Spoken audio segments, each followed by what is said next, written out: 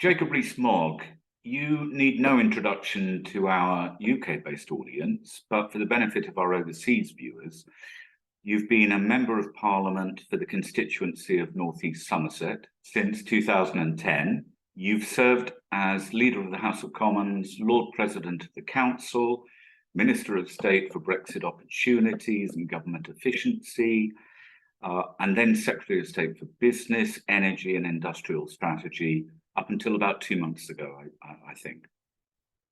When it comes to Brexit, you're a former chairman of the Eurosceptic ERG, the European Research Group of MPs. And it's fair to say, I think, that you're a staunch supporter and advocate of an independent and sovereign United Kingdom. You now sit on the backbenches, which allows you to say what you want within the parameters of keeping the Conservative Party whip, of course. You are what might be described as a traditional Conservative and a conviction politician. On behalf of CIBUK and Fact for You, I'm delighted to give our audience the opportunity to hear your views on the matters of the day. And my first question to you, Jacob, is about Brexit opportunities. What is your overall view on where we are with Brexit? What have we achieved, and have we achieved it? And if so, what are the benefits so far, and what more needs to be done? Well, a huge amount needs to be done, because Brexit was a means to an end, not an end in itself. And that's really important. That some people think we did Brexit and that's it. But what Brexit was about was the restoration of democratic control to the people of the United Kingdom.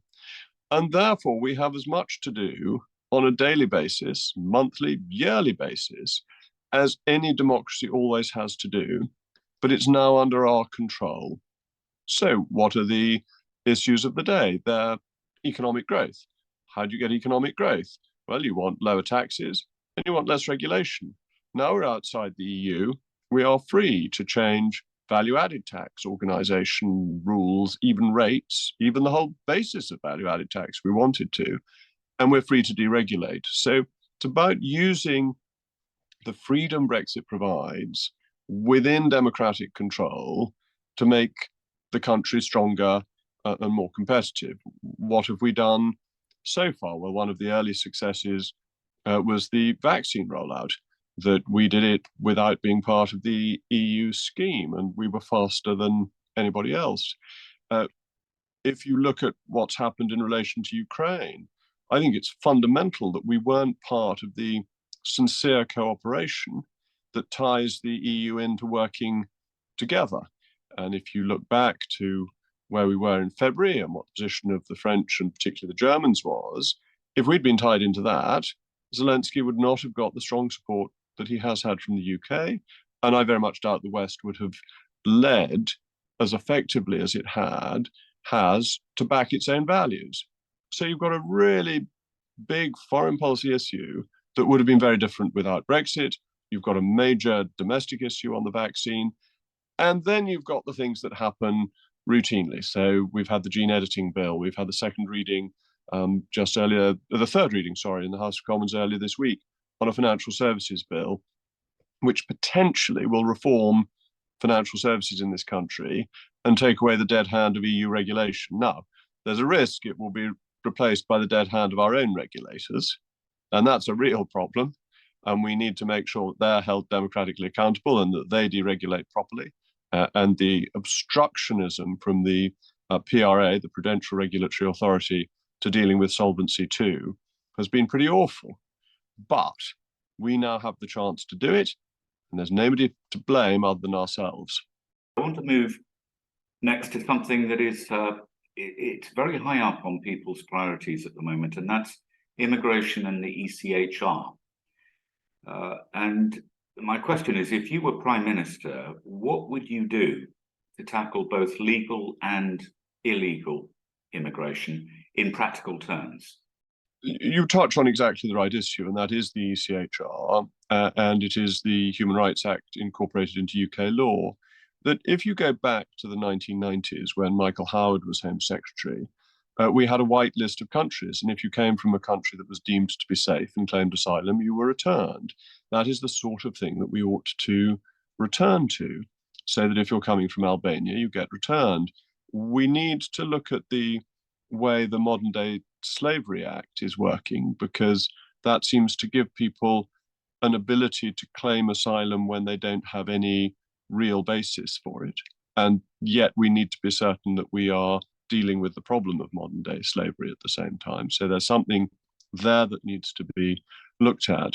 In terms of the ECHR, there is not a majority in Parliament for withdrawing from the convention or withdrawing from the court. And therefore, I think that you would be knocking your head against a brick wall if you started saying we should pull out of it. On the other hand, when previously there has been an issue where everyone in the country recognizes that the ECHR has got it wrong, we have behaved differently. And I'm thinking of the prisoners' voting rights issue. And but there is a majority in Parliament for dealing with the small boats, irrespective of the European Court on Human Rights and the Convention on Human Rights as interpreted by that court. So I wouldn't look to repeal abiding by or the effectiveness of the Convention in UK law. I would simply look to tweak it so that we make sure that it works and allows us to return people who come here illegally. And I think that's perfectly politically viable. What about the United Nations definition of a refugee, something that dates back to post-war years? Is there anything that you would do about that? The United Nations definition doesn't have force directly in UK law. So that is, I think, a second-tier issue. I think we need to look at our own law. The convention comes into UK law because of the way it's brought in via the Human Rights Act. And although the European Court does not itself set precedents, its judgments are used by our courts to understand what a judgment ought to be. And therefore, you need specific legislation to deal with interpretive questions. You would amend through legislation what we agreed to do under the ECHR, is that correct? You think there might be a parliamentary majority for that, but not to resile from it completely? There are things you can look at. So why haven't we sent people to Rwanda? Well, because an injunction was issued by the European Court. But it's not at all certain that the European Court has the power to issue injunctions. Those injunctions have been voluntarily accepted by UK governments. You can certainly legislate to stop doing that. That's a perfectly reasonable thing to do. Other countries don't follow them. And you look at other countries' success rates of returning people, particularly to Albania, they're much higher. You see agreements we've made about refugees not being able to claim asylum if they've already been through a safe country. So there are some aspects of the law as it exists on an international basis that we could simply apply and solve a significant part of the problem. I want to move on to a subject that you mentioned in your introduction, the bonfire, what we call the bonfire of EU laws, deregulation. You were minister tasked with removing them for a period. Can you tell our audience, what do you think needs to be done now about deregulation, specifically, and in what time frame? I prepared the bill for introduction, which was introduced for its second reading on the day I left the government. I spoke on it from the backbenches, though the speech I would have delivered from the front bench was delivered by another minister in the department. So in a way, I had two bites of the cherry in that particular debate. One of the things we did, which is quite useful, is we put a list online of 2,400 or so EU regulations. So people can look them up. And once you start looking them up, you can see what they cover, and you can make a judgment for yourself whether you think they are useful regulations or not. And I think there's a whole swathe you can cut through. I think, and I saw this as Energy Secretary, our emissions trading scheme, which is based on the EU, is a terrible scheme that makes British industry uncompetitive globally. We should get rid of that. We should move away from it. We should not have a scheme of this kind. If we want to have more sustainable, greener, renewable energy, that's one thing, but we should not be penalizing British industry and moving jobs and economic activity abroad for no reason. That is not strictly EU law anymore, but most of the regulations around it are derived from EU law. That should be changed. We should look at, and this is Bay's area as well, we should look at product specifications. The EU provides much more detailed product specifications than other countries. Why does it do that? Well, it basically protects incumbent European industries and makes it harder for challengers and people who want to export to Europe. That is damaging for consumers. It denies them choice and it stops innovation, tends to keep prices high. We should cut great swathes of the product regulations away to allow people to sell products that pass a safety test but aren't detailed as to exactly how they should operate. It's about making industry freer to deliver for consumers. We should do this financial services regulation I mentioned. We had a bill on that earlier this week. We want to get back to where we used to be with a highly competitive city rather than one where I think under MiFID you have to provide over 60 pieces of information before placing a single trade, including your national insurance number. This is just wild bureaucracy. It doesn't help anybody. It doesn't make the system more robust or less prone to risk. The last time I checked, I think we repealed about 6% of EU laws. That's all. Why, in your view, Jacob, is it taking so long to get rid of some of this stuff so that we can become the super competitive global country that we all would like us to be? Incumbent businesses are not great advocates of competition. So let's take the specific example of the chemical industry. The chemical industry vigorously opposed and campaigned against the REACH regulation, which was a European-wide regulation. Once it was introduced, the same chemicals industry campaigned vigorously to keep the REACH regulations. Why? Because they said, well, we've spent the money to do it, and it stops competitors coming in. And this is where government's has got to lead and say, look, in the interests of consumers, we want to have more competition in the chemicals industry. And therefore we are repealing or revising or fundamentally changing the REACH regulations. And we're going to say if the chemical is safe in Canada and the United States and Australia, it can be sold in the UK. And we're not going to carry on with an EU-based regulation. But the industry is now lobbying heavily in favor of REACH because it protects its position. You've seen the same with some fund managers and MiFID. They say, well, we've spent the money, we've done it, and it keeps competition out, so that's great. So again, you need political leadership in the interests of consumers. You've then got a degree of regulator capture. So the PRA on something like Solvency II came before the Treasury Select Committee a few years ago, and they said, well, it's not what we wanted, but we got a lot of our points across, and therefore it's better than it would have been, and it's quite tonally British, and we're quite happy with it. And there's a sort of complacency, really, of regulators that like what they've created and don't want it changed and challenged. And the PRA is a particularly egregious example of this. And then you've got the sort of civil service, I don't know what the polite term is. Well, let me give you the example at Bayes. Bayes told me that for the 330 regulations in Bayes, it would require 370 civil servants to work for a year to reform them. Just to be clear to our overseas audience, Bayes is business, energy, industrial strategy.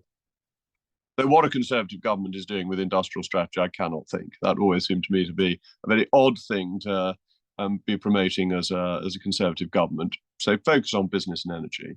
But that was one full-time civil servant per rule for a year, and then another 40 on top just to make up. I said it could probably all be done in a weekend by a couple of people. They'd just get rid of them all. I mean, that was probably an oversimplification, but you definitely didn't need this absurdly gold-plated bureaucratic approach to doing it. But the department was looking at rewriting the rules rather than deregulating. That's where you need ministerial direction to say, no, let's deregulate. Let's get rid of the working time directive. Let's not replace it. Let's allow employers and employees to make contracts with each other freely and fairly in a free market way without thinking that their hand has to be held by a government department. I want to move on to another hot topic at the moment, which is Northern Ireland and the EU's protocol, which was inflicted on us by them under the Theresa May administration. What specifically would you do now? I think it needs to be pushed ahead with. It's already gone on for too long. And this can be done within the terms of the protocol itself, because the protocol says quite clearly that it is subsidiary to the Belfast Good Friday Agreement. And the protocol has the effect of undermining the Belfast Good Friday Agreement by changing the constitution of Northern Ireland without the authority of both communities. And therefore, we should reform it unilaterally by the Act of Parliament that has been proposed, the bill that's currently waiting the House of Lords, so that we can have free trade between GB and Northern Ireland, that Great Britain should not be restricted in the goods it sends to Northern Ireland. And I think the proposals for a Green Lane were a very good set of proposals. Protecting the single market is not the business of His Majesty's government. That's a matter for the European Union. It looks as if the Lords are probably going to try to revise and then send back the bill to the Commons, which is a very lengthy process, as we all know. What's your view if this is going to drag out for another year? We have to operate within the law and within the Constitution. We can't do things that don't have a legal basis. There is a method of getting the House of Lords to agree if it refuses, and that involves the Parliament Act, that the bill was introduced into Parliament in June or July into the House of Commons. The Parliament Act comes in 1 year after the second reading in the House of Commons, so that would be June or July. That's not actually that far away. It would obviously be preferable if it were dealt with quickly. There may be Lords' amendments that the Commons thinks are wise. So I would go through the constitutional procedures. Can we move on to another pressing issue for an awful lot of voters who will be watching this, and that's the cost of living crisis, something that, as you will know, is going on right across Europe. This is not confined to the UK, despite what you may read in the British press. Do you have any extra ideas for helping people other than what the government is currently proposing? I think the cost of living crisis is a challenge to policy making of a longer term rather than of a shorter term kind. There's very little governments can do in the short term to help with the cost of living crisis without making it worse. The price controls don't work. Spending more government money, more taxpayers' money, could in itself be inflationary. Increasing salaries could equally be inflationary. So the short-term measures tend to be doing things that are difficult rather than things that are easy. You saw an absolute blow-off in the money supply in 2020. That's now fallen back quite sharply, so there may be some good news in the pipeline, but it's really looking at how you make monetary policy and what effects that has had, how that has helped create inflation, and what you should be doing in future, and that the central banks have made some very big mistakes in recent years. Yes, I think a lot of people would agree with that, both in Europe and actually in the United Kingdom as well. And in the United States, the real engine of monetary policy is the US. It's very hard for a country not to follow the Fed because with free capital flows, you find that if there is very loose policy in the US, the money obviously leaks out into the rest of the world and has effect on currencies and lending conditions abroad as well. But you're absolutely right to point out that inflation has been equally a problem on the continent, in some countries actually worse than in the UK. It is nothing to do with Brexit, it's to do with monetary policy and COVID supply chain disruptions. I want to come on to net zero. Are you a fan? I think the issue is whether you can make net zero a workable policy that ensures that people aren't just cold and poor.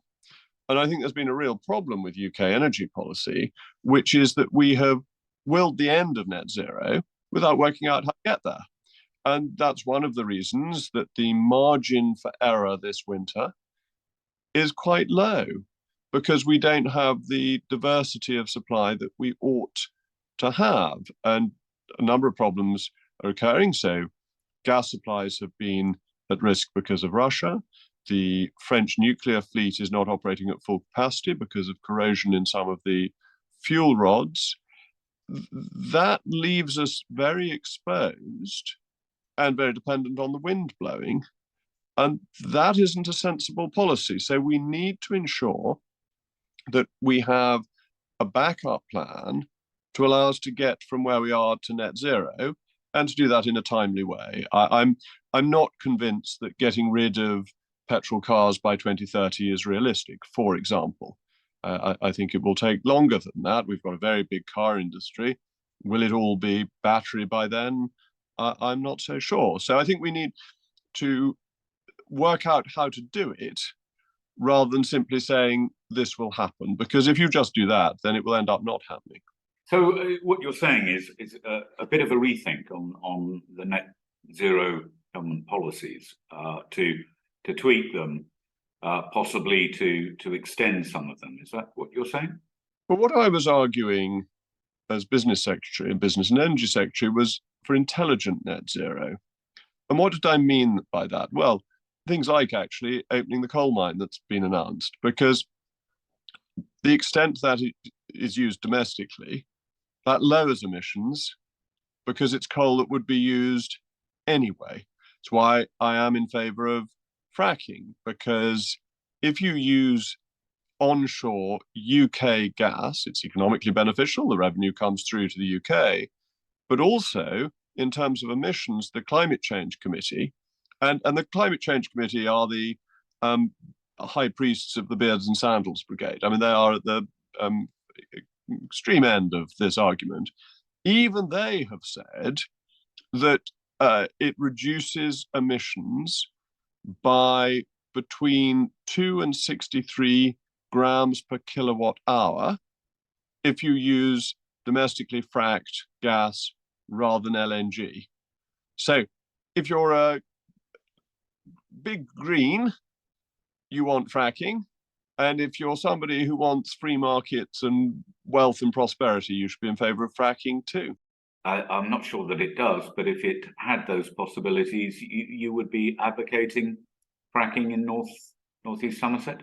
It almost certainly does, because it's the site of the old Somerset coalfield. So there's quite a good chance of there being shale gas in northeast Somerset.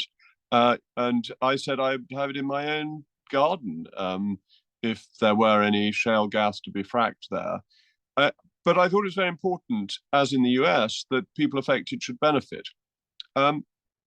Until the early part of the last century, the minerals under your land belonged to you, and they were confiscated for the crown. A wonderful piece of sleight of hand. The argument was it was unclear who gas belonged to, and therefore it should be legislated so that it all belonged to the crown. Actually, I think it should go back to the people whose property it's under, and you should pay communities for the inconvenience. And if people get money, they might suddenly feel that that was sufficient compensation. So it would be good for the country at large, but good for local communities as well. Quickly on to COVID lockdowns. Now that the consequences of these are becoming ever apparent, those of us that warned about this are perhaps being vindicated. Would you ever vote for another lockdown? I very much doubt another lockdown would be brought forward. In my view, the first lockdown was justified and the subsequent lockdowns were not. I think the first lockdown, we simply didn't know what was happening.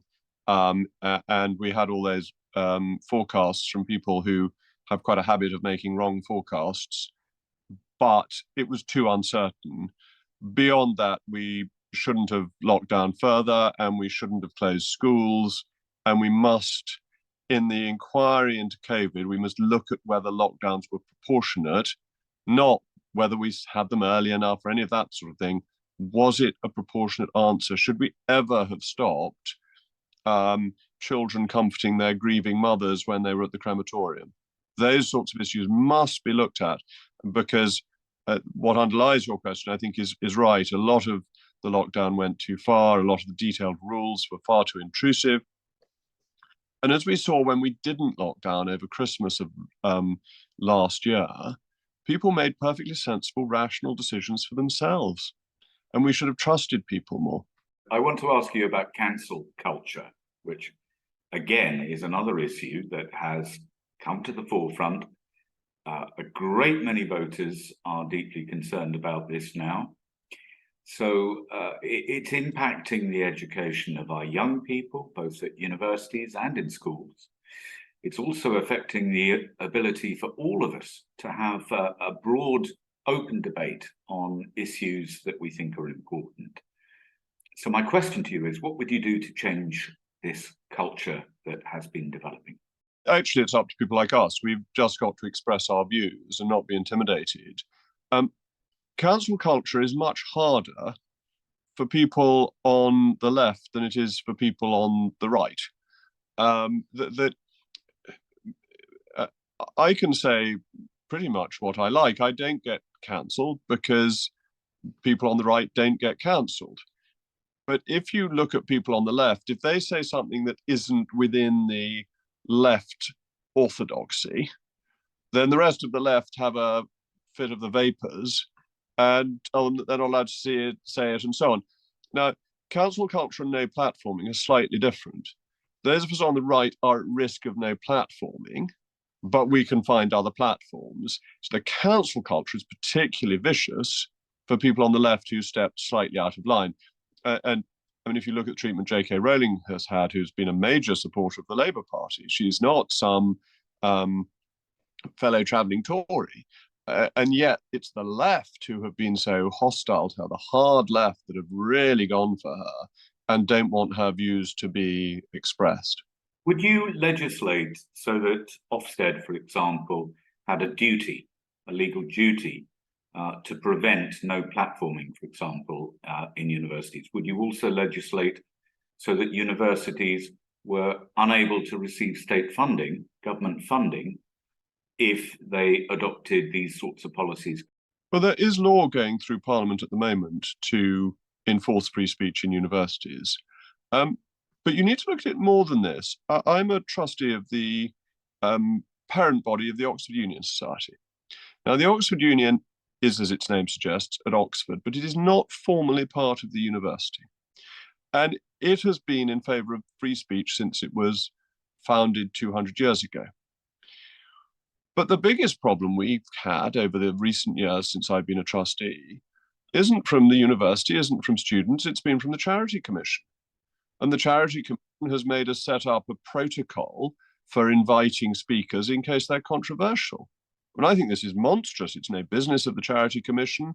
The Oxford Union should invite whoever it feels like. It's a student-run body. The students should feel free to have anyone they like, because if they have one person this week, they'll have another person next week, and it will be discussed and debated. But the Charity Commission has been quite troublesome and, to my mind, far too interventionist. So it's not just that you need to legislate for universities, which is happening, but you need to have some control of the state regulators who have limited accountability either to Parliament or to ministers. And I think that is a problem. Can we then finally turn to geopolitics, if we may? Russia, China, Iran. Which one is the biggest threat to the UK? Oh, well, they're all a threat to the UK. Russia very directly through what it's doing in Ukraine and through what it's done to energy prices. China is a major long-term threat that has entirely different values from ours. And Iran, because of the issues of stability in the Middle East, I think, and its development of a nuclear weapon. So each one of them is a significant threat. The degree to which they are aligned is a combined threat. But if I'm getting to the heart of your question, do I think Russia or China is the biggest long-term threat to the UK? I think it's China rather than Russia. Actually, what Ukraine has shown is that the Russian military isn't as good as we all thought, and its economy is completely dependent on fossil fuels. So China is instrumental in so many areas, whether it's semiconductors or manufactured goods and so on. China has an enormous influence. Its influence in Africa, where it's spending a great deal of money, essentially taking control of parts of industry in Africa. These are all things we should be concerned about. I've got one final formal question for you. Okay. Only it's a bit of a humorous one. I believe you still hold the parliamentary record for using the longest word in the English lexicon in a debate a few years ago now. Would you like to tell us what it was and what it means? Yes, floxinoki nihilipilification, and it means the act or habit of estimating as worthless. I think it's the longest word in the English language that isn't a compound word. I mean, we have very few. You know what the Germans are like. They have these extraordinary words that go on forever because they just glue their words together. We don't do that generally, except some medical terms. And so I think floxinoki nihilipilification is the longest ordinary word in the English language. Jacob, thanks so much for coming on and talking to us about so many different issues. You didn't have advance warning of the questions, but you gave some very interesting answers. So thank you for that. And so on behalf of CIBUK.org and factsforyou.org, thank you for your time today. It's been an absolute pleasure. Thank you so much.